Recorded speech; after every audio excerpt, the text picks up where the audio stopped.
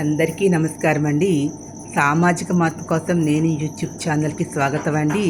నా ఛానల్ని లైక్ చేయండి, షేర్ చేయండి, సబ్స్క్రైబ్ చేసుకోండి.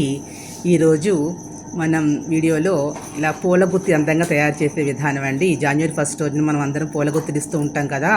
దాని పెద్ద ఖరీదు పెట్టి బజార్లో డబ్బులు పెట్టి 100, 200, 300 పెట్టి కొనక్కర్లేకుండా మన ఇంట్లో ఉన్నటువంటి ఆకులతోటి, మన దొడ్లో పూసినటువంటి పువ్వులతోటి ఇలా అందంగా పూల గుత్తి తయారు చేసుకునే విధానం అండి. ఇలా ఒక దారం తీసుకుని ఇలా చెట్ల ఆకులు, మన దొడ్లో ఉన్నటువంటి చెట్ల ఆకులు, అదేవిధంగా పువ్వులు, ఇలా మందార పువ్వులు, దేవకాంచనం, ఇలా మన ఇంట్లో పూసే పువ్వులు తోటి ఇలా చూడండి అందంగా ఇలా 4 వైపులా 4 ఆకులు, మందార ఆకులని, మన కరివేరాకులని, దొడ్లో ఉన్నటువంటి దేవకాంచనం చెట్టు ఆకులు, ఇలా మందార ఆకులు, మన మల్లెతీగ ఆకు ఇలా తీసుకుని 4 ఆకులు 4 వైపులా పెట్టి మధ్యలో ఇలా ఒక మందార పువ్వు, మళ్ళీ ఒక దేవకాంచనం, మళ్ళీ ఒక మందార పువ్వు చుట్టూ అలా పెట్టుకుని మధ్యలో మళ్ళీ ఒక మన గులాబీ ఉంటే గులాబీ, లేదంటే మందారం ఉంటే ముద్ద మందారం, లేదంటే మనకి కరివేరు ఉంటే కరివేరు అలా పెట్టుకుని మన ఇంట్లో ఉన్న పువ్వులతోటి ఇలా అందంగా కట్టుకుని మనకు దగ్గర వాళ్ళకి కావాల్సిన వాళ్ళకి మనం అలా ఇచ్చుకున్నట్లయితే, అలా మన ఇంట్లో కూడా ఫ్లవర్ వేజ్లో అందంగా పెట్టుకున్నట్లయితే చూడడానికి కూడా చాలా అందంగా ఉంటుంది.